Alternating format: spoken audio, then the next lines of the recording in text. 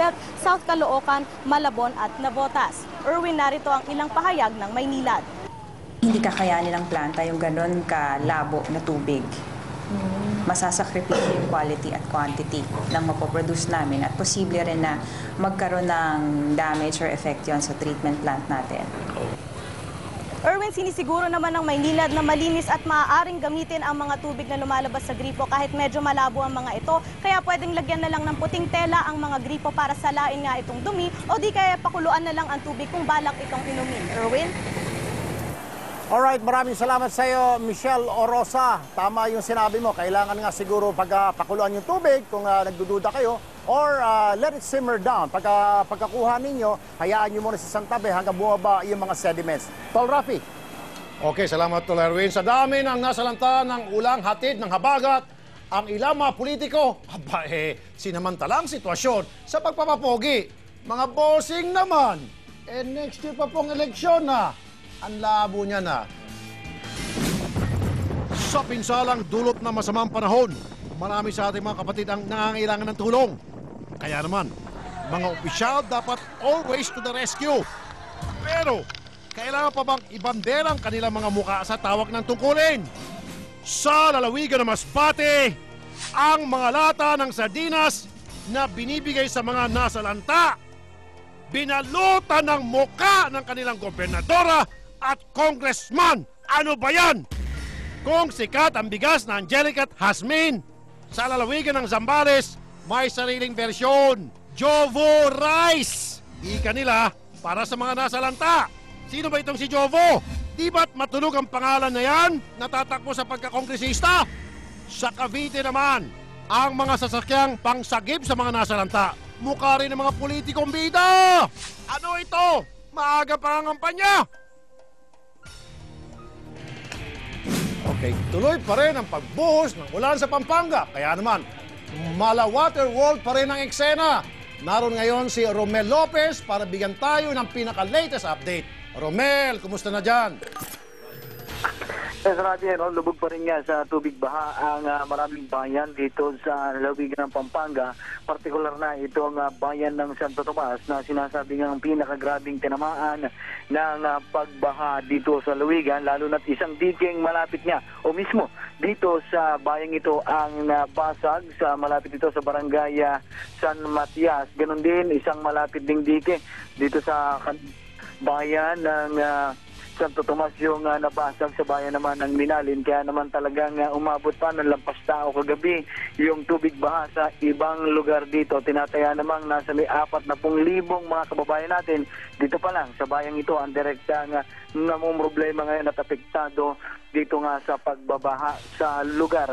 Rati tinataya rin ayon sa lokal na pamahalaan, ayon kay Mayor Lito Nagit ditong bayan ng Santo Tomas. Hindi bababa sa may 10,000 mga kababayan yung mga nasa evacuation center. Ang problema nga lang ay yung pagkain at supply ng tubig dito nga sa mga evacuation center na ito. Yung iba ay hindi rin makaiwas sa baha. Ang problema nga lang Rafi, to the rescue na nga sana yung LGU kanina, personal na nagbigay ng ayudang pack lunch itong si Mayor Nagit sa kanyang mga constituent dito sa bayan ng Santo Tomas, particularly dito sa San Matias Elementary School. Ang problema Rafi, ay kulang yung dalang pack lunch nitong si Mayor.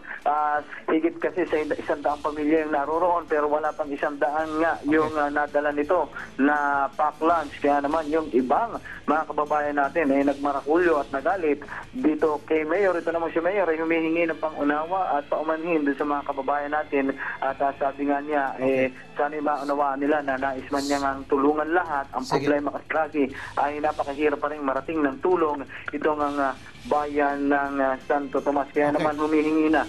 Itong Romel, may tanong lamang ako sa iyo. Okay. Una-una, salamat kay Mayor Mayor yung binanggit mo, Nugget.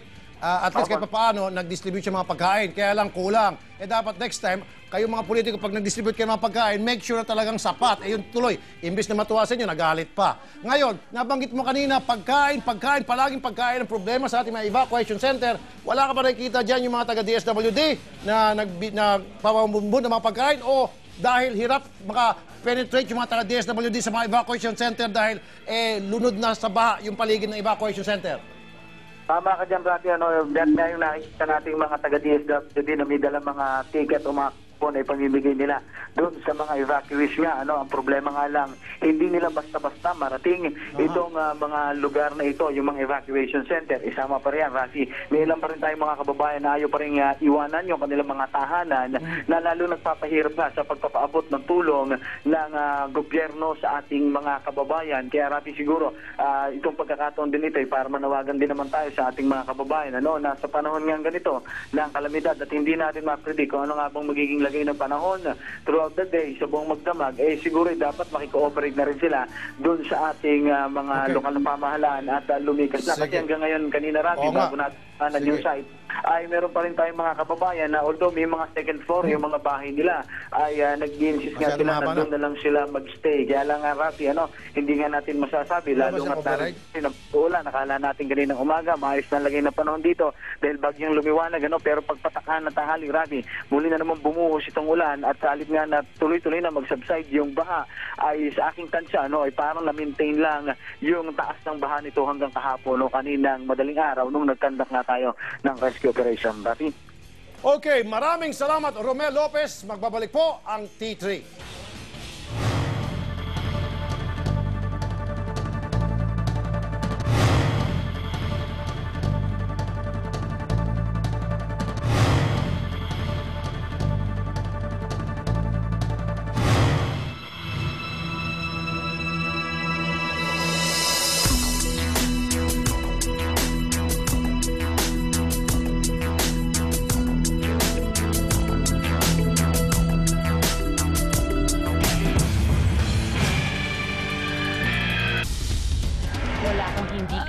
Sa inyo, Dakilang Helpora. Nakita mo na kung anong ginawa mo? Nakita mo na, ha? Enchanted Garden.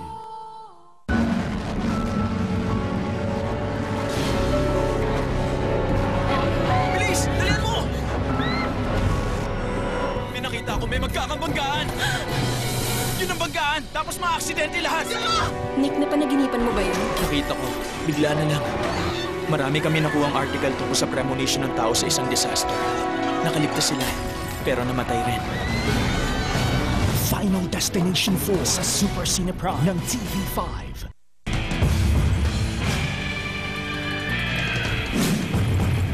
Rafi, mga kapatid, tanggap na mga kababayan natin itong mga pagbaha, malubog sila sa tubig baha.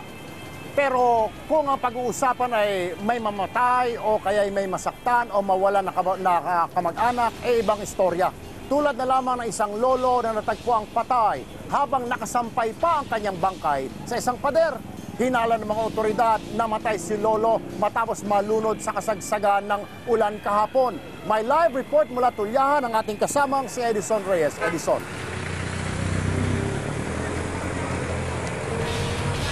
Erwin, magandang gabi. Sa gitna nga ng trahedya, nagtulong-tulong ang residente ng isang barangay para linisin yung mga binaha nilang tahanan at muli nga'y makabalik na sila dito. Bukod nga sa isang ahas, natagpuan naman ang isang bangkay ng lalaki sa ilog. Isang 60 anyos na lolo ang natagpuan ng Valenzuela PNP na nakasabit sa gumuhong pader katabi ng mga naanod na basura kaninang umaga dito sa Valenzuela City. Nakalaylay ang katawan ng isang matandang lalaki nang matagpuan ng mga pulis. Halos wala na itong suot, kaya hirap ang mga otoridad na matukoy ang katauhan nito. Base sa inisyal na investigasyon ng mga pulis, posibleng nalunod ang biktima galing sa ibang lugar noong kasagsagan ng ulan kahapon. Samantala, pinaghahanap pa rin ng pamilya magkamit ang 25 taong gulang na si Emmanuel matapos madula sa ginagawang bahay bago malunod sa Barangay Ugong kaninang umaga. Erwin, kwento ng kaanak ng biktima, inaayos ni Emmanuel ang nasirang bahay nang mawala ito sa pagkakabalanse. Samantala sa Quezon City naman, kanina possible na sa motorista ang malaking bahagi ng Araneta Avenue sa Barangay Santo Domingo matapos umabot sa hanggang lagpas tao ang baha kahapon. Naiwan ito ang santambak na basura at makakapal na putik sa lansangan. Sa West Riverside naman, Erwin, lumutang ang isang ahas nang umapaw ang ilog. Ang ilang residente rito nagsimula ng ayusin ang mga binahang tahanan. Hindi naman maiwasan na magreklamo ang ilang binahang residente sa kakulangan ng rasyong pagkain. Samantala, Erwin, sa Quezon City pa rin, higit 1,000 pamilya ang tumutuloy ngayon sa eskwelahan at sa simbahan mula ito sa mga barangay ng Tatalon at Santo Domingo. Dito naman sa Valenzuela, nagkakaroon ng pabugsubugsong pag-ulan kung saan bagay na inaabangan at binabantayan naman ng mga taga rito. Erwin. Maraming salamat sa iyo, Edison Reyes, live mula dyan sa Tulyahan area. Rafi, back to you. Patuloy pa rin nakaantabay ang Rescue 5 sa mga kababayan nating humingi ng tulong. Naroon pa rin sa Marikina City si Benji Dorango, live. Benji. Rafi, nagkaroon ng pagkakataon na masilip ng Rescue 5 ang malawak na pinsala ng baha na nangyari dito sa Malanday, Marikina. At mukhang hindi lamang sa ari-arian at kabuhayan ng epekto nito, kundi pati na rin sa kaisipan ng mga natroma nating kababayan. Abot-abot ang iyak ni Aling Luz sa ungay ng isang panamin sa aming rubber boat kanina. Lilikas na sana ang matanda, pero meron siyang hindi maiwan, ang kanyang 2 apo. Di na raw kasi niya matatanggap ng matanda na may mangyari pa sa kanila, lalo't ang isa niyang apo nasa ospital ngayon matapos mabagok ang ulo kahapon. Ramdam ko rin sa 2 pa niyang anak na babae ang takot sa trahedya. Ilan lang sila sa mga dumaranas ngayon ng hirap dito sa Malanday, Marikina, dulot ng baha. Para makatawid, kailangan lumangoy o may magpalutang-lutang sa gitna ng basura at mga naglulutang ang mga gamit sa bahay. Bumaba ng araw ito, di tulad kagabi na mas mataas ang tubig. Rafi, marami pa rin ang hindi lumilika sa loob mula doon sa loob ng barangay Malanday dito sa Marikina. At marami na rin ang humihingi ng tulong na supply o yung relief goods na makakain.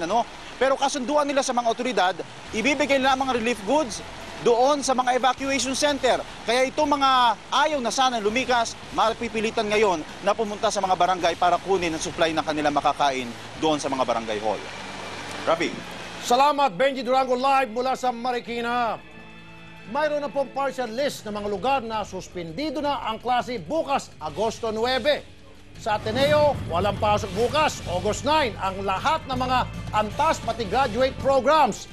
Sarado rin ang opisina sa Far Eastern University o FEU, Manila, Makati, East Asia at Diliman. Pero lahat ng antas sa FEU Cavite may pasok bukas. Ang lahat ng antas sa Claret School sa Quezon City, suspendido hanggang Biyernes. Sa Adamson, suspendido ang klase at wala ring trabaho bukas. Sa UST, lahat ng antas ng klase suspendido. Dumako tayo sa ilang probinsya at munisipalidad. Sa Navotas, lahat ng antas walang pasok bukas, August 9. Pribado at pampubliko man. Sa Bukawi, Bulacan, lahat ng antas ay suspendido. Sa Navotas City, lahat ng antas ng klase, pampubliko man o pribado, walang pasok bukas. Sa Olongapo, hanggang bukas pa ang suspensyon sa lahat ng antas. Sa San Mateo Rizal, walang pasok bukas, August 9. Ang elementary at high school sa mga pampublikong paaralan. At sa Valenzuela, bukas, suspendido pa rin ang klase sa lahat ng antas. Sa Pateros, sa lahat pa rin ng antas ng klase ay suspendido din. Kung may tanong, i-text si Mayor Joey Medina sa 0917-823-8248. Mag-aantabay pa rin po kayo dito sa News 5 para sa huling anunsyo kung may mga pagbabago.